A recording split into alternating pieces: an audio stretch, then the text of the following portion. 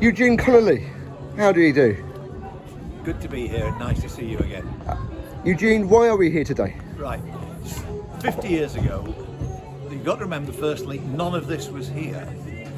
Over there is still the MacArthur Pavilion, and in 1975, the old International Federation of Women's Hockey gave what we now call the World Cup. It was probably called the World Tournament at the time, and about 21 teams took place.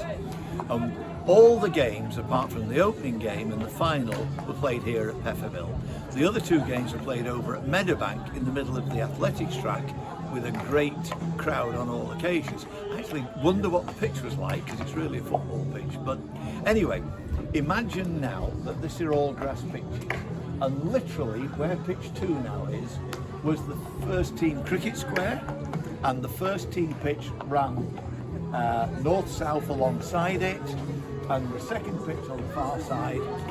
This was also a grass hockey pitch, and if you go out one more, where that tree is now, which was then the second team cricket pitch, which is now the only cricket square here, either side of it were 2 more pitches. So you've got this idea that we've got probably 6 or 7 grass pitches. There's going to be 2-3 games, more than that, sorry, there'll be a couple of games on a pitch a day. So you need all these things, and that's where the International Federation of Women Hockey began. And Edinburgh University were proud to be part of it, along with Edinburgh District Council and Grays Hockey and 1 or 2 other significant sponsors. So this is Peffermill playing fields, the Edinburgh University pitches, Yeah. one of the top Now, places in remember Scotland. that was 75, and Edinburgh University is all grass pitches. Now, if we go to 1976 in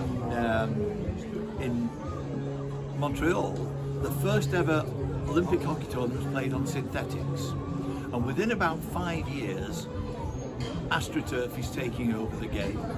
So next thing we see is that the first synthetic pitch in Scotland was in Glasgow, and the first one in Edinburgh was here at Edinburgh University. And this one here, in actual area, was the first ever synthetic pitch in the east of Scotland, and Edinburgh University laid that, and that will be about 1982 or 1983. So Edinburgh University Peffermill has gone from grass with this international tournament to again moving into the then 20th century with a synthetic pitch and just one.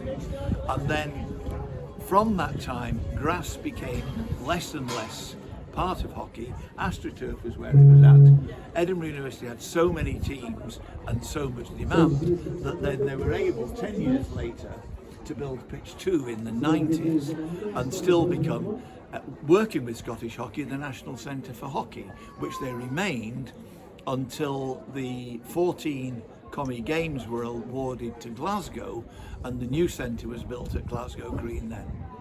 Eugene, thank you so much. You're welcome. Teo McLeod, producer of the Half Court Press podcast, has published a book via Amazon. A Little Book About Hockey is now available from the Amazon website.